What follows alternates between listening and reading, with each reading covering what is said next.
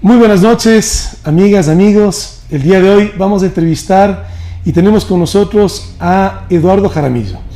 Él es un ingeniero agrónomo que estudió en Zamorano y luego posteriormente hizo una maestría en finanzas, un diplomado en estrategia y empresa y un doctorado en estrategia y empresa. Y tenemos el gusto, y gracias Eduardo por estar el día de hoy con nosotros, de tenerte aquí en este programa que lo que busca es contar historias de emprendimiento de mujeres ecuatorianas, de hombres ecuatorianos que en el anhelo de generar una actividad económica, de ser independientes financieramente, de aportar con plazas de trabajo al país, vamos por la línea del emprendimiento. Eduardo es un profesional que ha venido guiando y acompañando muchas historias relevantes de emprendimiento, así que qué gusto tenerte con nosotros, Eduardo, que nos puedas contar esas historias y que a quien nos está mirando, que pueden ser jóvenes que quieran emprender, que pueden ser cabezas de hogar, mujeres cabezas de hogar, que pueden ser adultos, que en un momento dado, en su anhelo de poder ser su propia empresa, ¿qué les podemos contar de las historias que tenemos en el Ecuador en emprendimiento? Bueno, muchas gracias Javier y muchas gracias a todos por estar aquí y por escuchar. Para mí el tema del emprendimiento es una pasión. Yo he pasado varios años emprendiendo y varios años sobre todo buscando que los emprendedores lo logren, y lo que he hecho es hacer que la gente se inspire en por qué emprender, y para esto desarrollé todo un modelo, ya 7 años en el mercado con un modelo que se llama Box Negocios, que varias gente ha participado en este modelo, que es cómo hacemos de una manera fácil y estratégica que los emprendedores logren. Box en términos de boxeo. Box en términos de el emprender es pelear y luchar, tienes varias luchas que sacar, y el box es una de las maneras de poner, pero por el otro lado también era un término en el que buscábamos cuáles eran los 3 temas más importantes para emprender, y la una es buscar oportunidades y experiencias, lograr que la gente se emocione con lo que tú hagas, y entonces así desarrollamos toda una metodología en la que lo que hacemos es que la gente busque cómo emprender, en base a qué, a dónde está su experiencia, en qué son buenos, qué es lo que hacen bien, y en base a eso poder definir hacia dónde ir. Y esta metodología o estas siglas Box de buscando oportunidades de experiencia, ¿es algo que tú lo desarrollaste o viene de qué cultura? Ya, el tema es que cuando tú haces un modelo tiene que ser visto desde la perspectiva de una teoría. Si es que hay una teoría fuerte atrás, por eso en el doctorado lo que buscaba era qué teoría es esta que está aportando al emprendimiento más fuerte, y existe una teoría, se llama la teoría de la oportunidad, en la que dice que un emprendedor no es solamente la persona que tiene algo chiquito, sino que el emprendedor es el que tiene una acción de estar buscando permanentemente una oportunidad.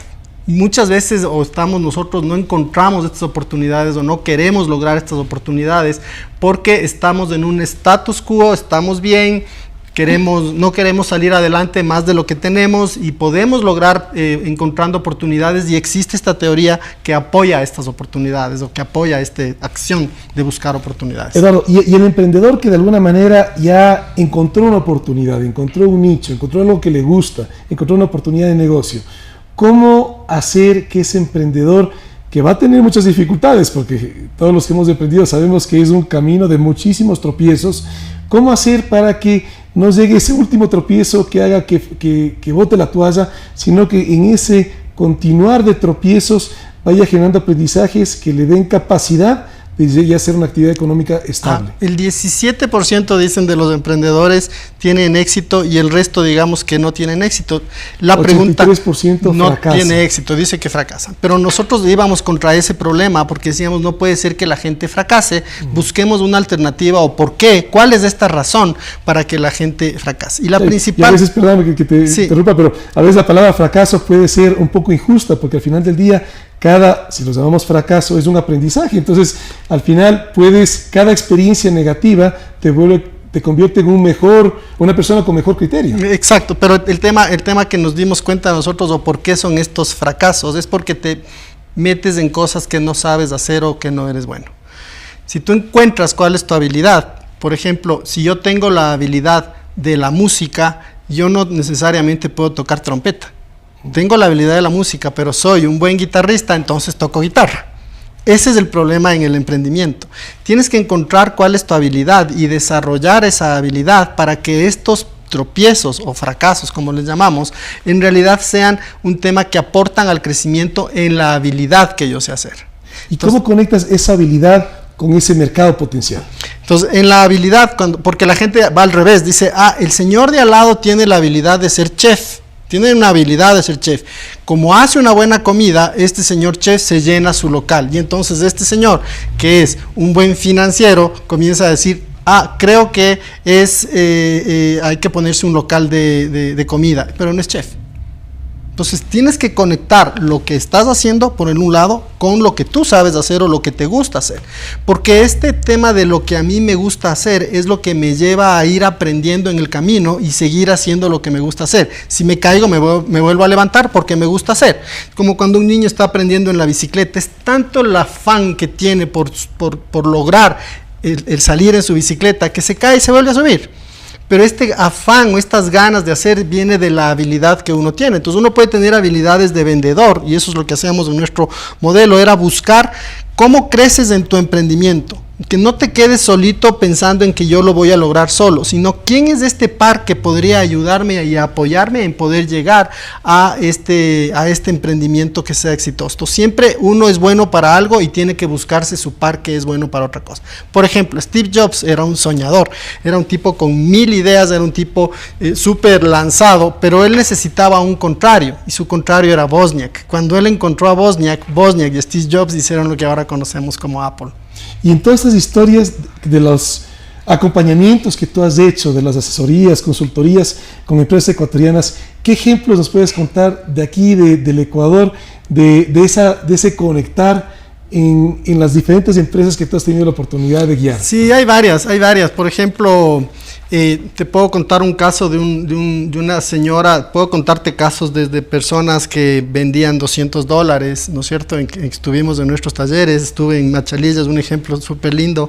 La señora se llama Susana estuvo en el proceso. Ella estaba vendiendo unos chuzos en la calle, vendía $100 en sus chuzos en la calle, y entonces estábamos viendo cómo ella puede mejorar su negocio, y veíamos que también, a más de los chuzos, ella sabía hacer jugos, y entonces ella se dio cuenta que la gente ya estaba ahí, que ella podía vender sus chuzitos de carne y también les podía vender sus jugos y sus sándwiches. Entonces comenzó a dar cuenta Susana, que vendía $100 al mes, en que su negocio podía crecer al doble. Y viene Susana a decirme llorando, le agradezco mucho por hacerme ver cómo mi potencial puede ser mayor, y ahora voy a subir al doble, voy a vender $200 al mes. Es una historia pequeña. Tenemos una historia también de empresas que han crecido exponencialmente. Por ejemplo, una de ellas en las que hemos trabajado es Fernández en Guayaquil. Esta empresa ha crecido casi 4 veces, y estamos hablando de que hoy en día muy grande. Hoy en día muy grande, vende cerca de $70 millones. Entonces esta empresa ha crecido, y también el dueño es un señor que empezó, señor Eugenio Fernández, empezó en carnes en el día a día, en la calle, y su pasión por el trabajar, su pasión por el entender sobre este proyecto, entender la gente, le hizo que se ponga un tema comercial. Su diferenciador era el servicio. Él estaba compitiendo contra los carniceros de la calle. Los carniceros de la calle daban muy mal servicio a las señoras que venían a comprar carne. ¿Quiere comprar o no quiere comprar? Carne y hueso. Señor Fernández no, él decía, tengo que darle servicio a las personas. Ese diferenciador hizo que hoy por hoy él tenga un negocio que es tan grande de haber pasado de la calle a estar con 30 locales de venta de carne y 4 locales de venta de restaurante, en el que también se ve un crecimiento súper exponencial. Y cuando tú dices crecimiento exponencial, es que claro, una idea que ya está funcionando, pero que de alguna manera todavía no ven el potencial de crecer, de doblar, triplicar sus ventas en periodos cortos de tiempo. Así es. Para poder crecer de manera exponencial hay un tema que se llama el crecimiento se da por nuestro futuro, no se basa en nuestro pasado. Si nosotros solamente tendríamos eso en la cabeza todos los días, de decir, mi futuro no se basa en lo que yo he hecho en el pasado, porque si sigo haciendo lo que hacía en el pasado, no tengo por qué crecer más de lo que ya haya crecido en el pasado. Pero si yo voy pensando en cosas nuevas, oportunidades están alrededor de lo que yo sé hacer. Y es salir a ver estas oportunidades que muchas veces la gente que está a mi alrededor piensa que no son oportunidades. Y a veces nos dejamos llevar por un tema que se llama la sapiencia industrial. ¿Qué significa la sapiencia industrial? Te voy a contar un ejemplo de cervezas que todos conocemos.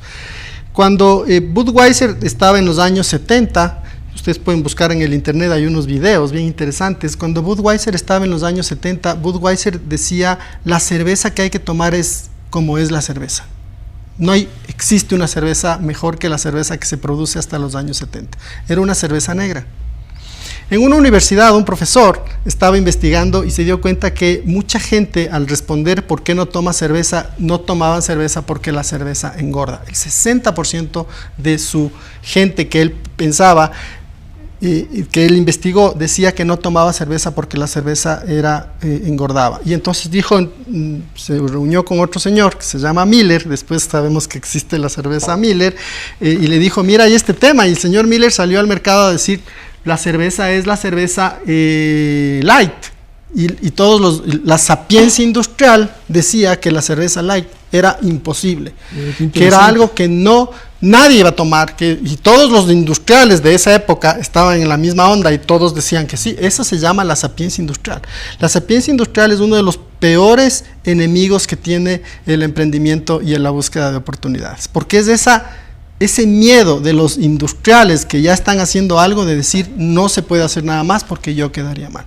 Para terminar la historia de Miller es un mercado de $4,000 millones al trimestre. Entonces el señor Miller tenía razón. Wow. Esa es una historia bien interesante. Y claro, son de alguna manera paradigmas, ¿no? Las sapiencias industriales que tú ya asumes por verdad, asumes verdades que en un momento dado son temporales porque no has visto algo diferente, que también nos pasa mucho aquí en el Ecuador, ¿no? En términos de los emprendedores, que es difícil emprender, que necesitas tener dinero para hacer dinero, que no puedes arrancar.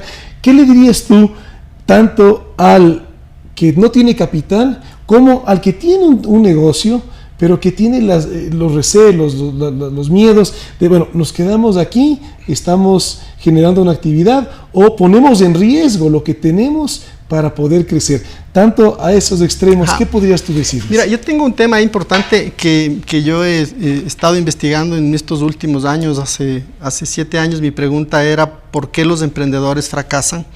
Y ya te conté cuál es el tema. Y ahora mi pregunta es ¿por qué no crecen las empresas? O sea, ¿cuál es este tema de no crecer? Entonces, los pequeños tienen unos problemas para no poder crecer y los grandes tienen otros problemas para no poder crecer. Entonces, vamos a partir por los problemas de los pequeños, ¿no es cierto? El pequeño tiene miedo de emprender porque puede perder mucho. Entonces, ahí el consejo para estos emprendedores es, si tienen miedo, háganlo con miedo. Pero háganlo. Háganlo, ¿ok? Es solo hacer. Para el pequeño, ¿no es cierto? Es meterme, tengo mucho más chances que el grande. El pequeño debe buscar cosas. El grande está en esta sapiencia industrial, es como que ya está cómodo en la mesa haciendo ciertas cosas. Es más, uno siempre asume que para que un grande crezca necesitas mucho tiempo. En cambio que el pequeño puede crecer muy rápido porque su valor de arranque es pequeño, entonces doblarse, triplicarse no es difícil, pero tú en cambio nos rompes ese paradigma que el grande también puede crecer exponencialmente. También, pero tiene sus problemas. Con estos, tiene sus grandes problemas. Entonces, mira, el pequeño tiene unos problemas. Entonces, ¿cuál es la solución del problema? No te metas a competir contra el grande. El grande es como un buque que deja una estela atrás. Y en esa estela hay muchas necesidades que el grande no las puede cubrir. No las va a cubrir. No quiere cubrir. La sapiencia industrial le dice, ahí no hay nada más que hacer, y aparece un señor Miller que desarrolla un tamaño de mercado de $4,000 millones en el que dices si hay mercado. Entonces, si hay un mercado de necesidades que el grande no quiere cubrir. Ahí tienes dos mercados. Uno en la parte baja, en el que yo podría dar menos cosas a gente, por decirte, la gente quiere comer un dulce, no le tengo que dar en el super papel o en la super presentación que la hace caro al dulce, sino que le puedo dar un dulce porque quiere dulce. Por ejemplo, las melcochas de baños. No te importa si la melcocha viene en un papel reciclado, que viene en un papel reciclado, que le ponen así y adentro está la melcocha, porque a la larga lo que quiero es la melcocha. Ahí hay un mercado, ¿ves? Están vendiendo caramelos, están vendiendo azúcar, y el azúcar mucho más rentable, porque no es ningún proceso más que manualmente en el que están echándole en el tema, y ahí tenés un caso de los pequeños. Encontraron un nicho, la gente quiere un dulce, no importa cómo sea el dulce, no importa cómo sea el empaque, igual se vende. Las melcochas de Baños. Vamos a los grandes.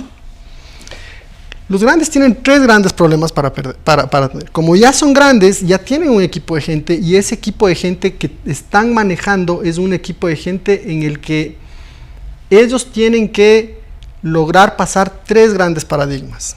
El paradigma de los dueños, el paradigma de sus empleados y el paradigma de sus empleados directivos y el paradigma de sus empleados de la base.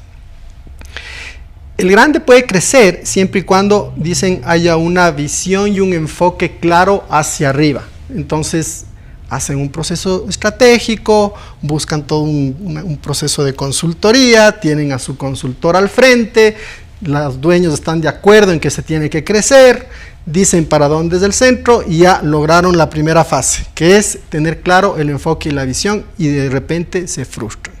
¿Por qué se frustran? Porque entran a la siguiente etapa y la siguiente etapa no quiere hacer lo que dicen los dueños, son los gerentes. El problema de los gerentes es que tienen un conformismo, y ese es el siguiente gran problema de los grandes, el conformismo de su grupo directivo, en el que si uno dice no podemos crecer, nuestro futuro no se basa en lo que hemos hecho en nuestro pasado, pero si tu futuro se basa en lo que has hecho en tu pasado y tienes miedo como directivo o gerente, te quedas estancado. Y después, si ya logramos pasar, porque ya logramos convencer a esta gente de que podemos hacer estos crecimientos, dándoles un poco más de conocimiento, dándoles un poco más de herramientas, porque en realidad es un miedo normal también de, yo voy a perder tengo un buen sueldo, tengo mi familia, me voy de viaje a Estados Unidos, ¿para qué hago más? El dueño a veces dice, no me están dando los rendimientos que necesito, yo ya puse el capital, yo ya puse el activo, pero no puedo hacer todo. Entonces es como que estamos entrampados ahí. Y luego viene la parte ya de los empleados. La falta de conocimiento que las empresas dan a los empleados genera mediocridad en la parte baja. Y entonces tampoco crecemos. ¿Y esa falta de conocimiento qué es? ¿Ausencia de capacitación? ¿Cómo? Tienes 2 tipos de empresarios. El uno empresario que va con látigo y el otro empresario que va con corazón. El empresario que va con corazón inspira a su gente para que su gente haga cosas. Por lo tanto, el empresario que va con corazón es un empresario que va a crecer con su propia empresa y con su propia gente, porque inspira a la gente. Este sí les va a capacitar y les va a dar todas las herramientas que ellos necesiten para que lo logremos. El empresario que va con látigo solamente puede crecer en base a comprar otras empresas. No hay otra manera. Entonces, el empresario que va con látigo va a hacer que las empresas crezcan siempre y cuando haya una compra de otra empresa que ya lo hayan hecho. No hay otra manera de crecer. Y los crecimientos del un lado o del otro lado van a ser también crecimientos. Muchas empresas solamente crecen comprando otras empresas, pero estas empresas no dan esta capacidad. Entonces tienes gente que está creciendo porque hay que crecer, pero no porque están convencidos a crecer o no porque están convencidos a hacer las cosas. ¿Y tú cuál es el potencial que tú ves en el Ecuador?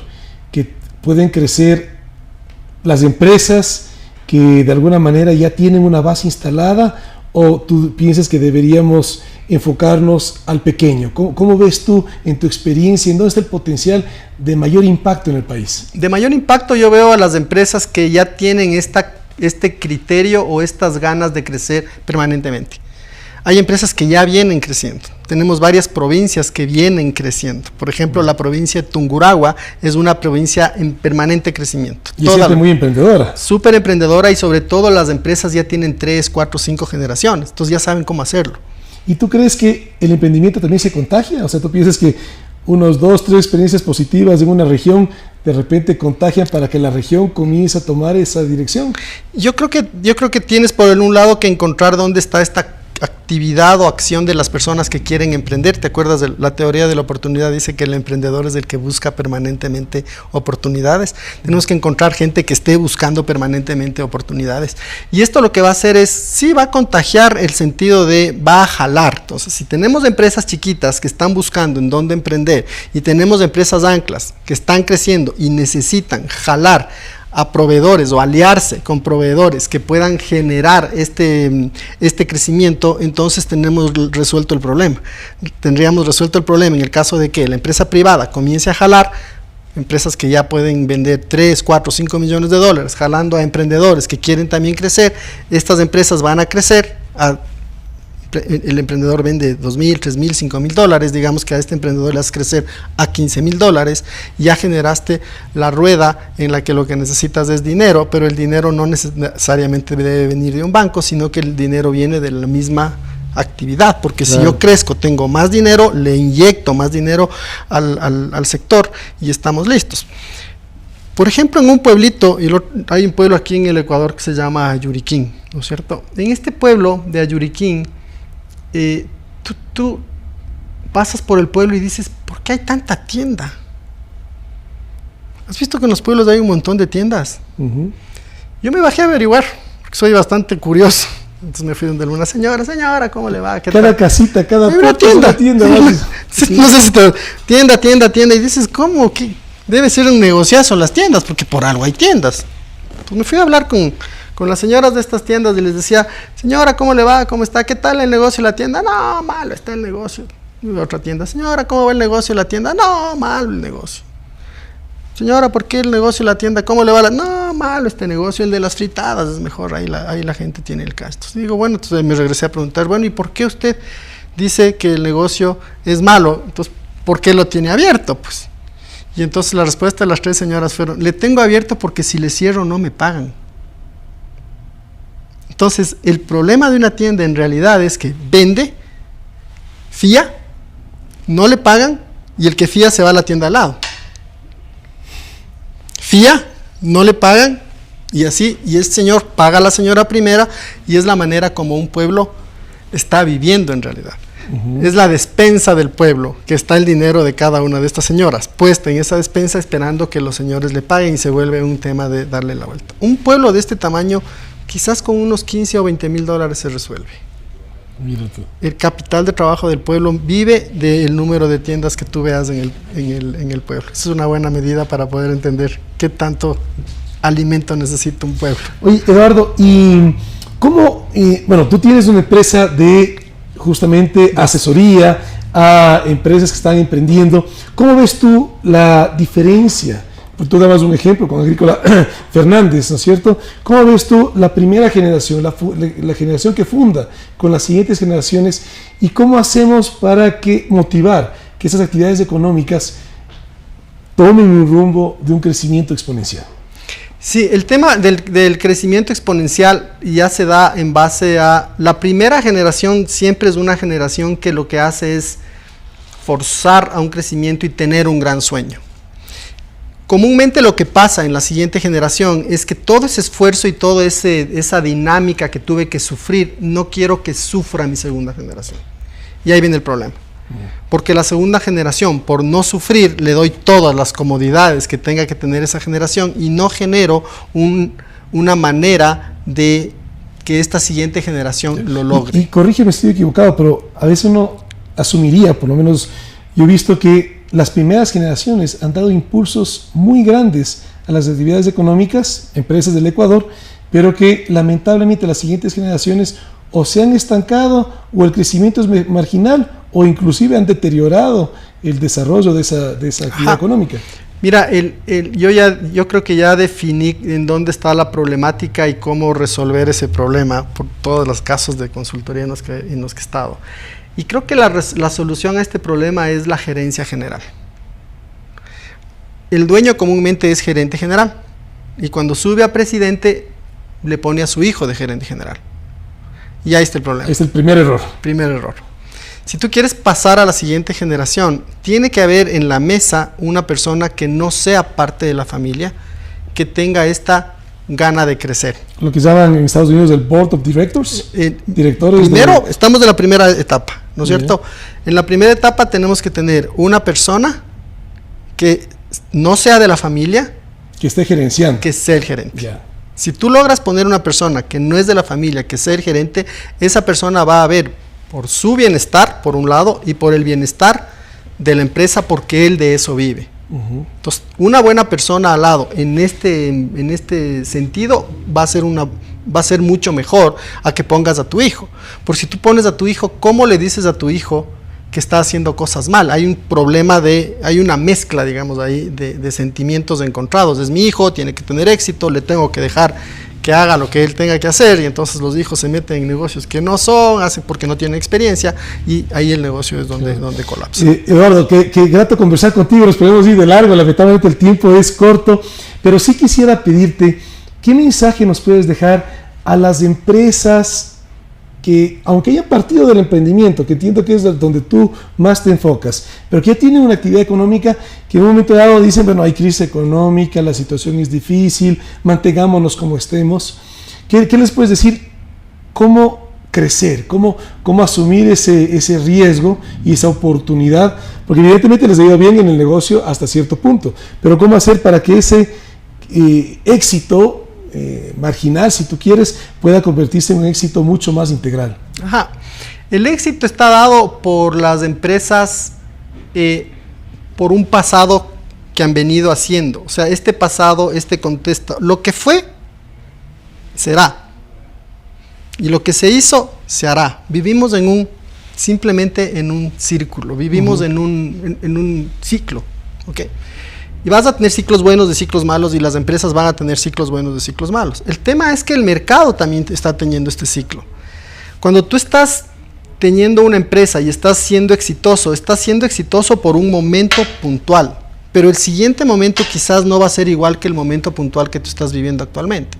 Entonces, yo creo que lo que hay que hacer es dejarse ayudar en los nuevos momentos. Yo creo que sí es importante dejar que otras personas vean la perspectiva, porque no somos dueños de la verdad. Somos una opinión más de un contexto en el que estamos viviendo. Entonces, dejarse ayudar en este contexto que estamos viviendo y poder ver, ahí vienen los directores que decíamos hace un rato. Gente que está viendo desde otra perspectiva en la misma circunstancia y que puede ayudar a poner esta empresa o este enorme equipo de gente trabajando en un nuevo contexto para que sea exitoso. Si nos quedamos pensando en el contexto en el que estamos actualmente, que hemos sido exitosos y que haciendo lo mismo que vamos a hacer nosotros o que venimos haciendo, hoy por hoy, si no me meto en redes sociales, simplemente estoy muerto, si no entiendo las nuevas generaciones, simplemente estoy muerto. En una charla a mí me quedó algo muy claro de alguien que decía, una señora decía, yo ya hago todo y no pasa nada, voy a seguir viviendo de mis clientes y yo no me voy a meter en nuevos mercados. Y un chico le decía, señora, no importa que usted haga los esfuerzos de estar en el nuevo mercado, porque la gente que venía comprándole también se está envejeciendo. Los negocios envejecen. Claro. Entonces, si nosotros no les damos esta nueva vida a los negocios a través de poner nueva gente que conozca el contexto, simplemente los negocios no van a crecer.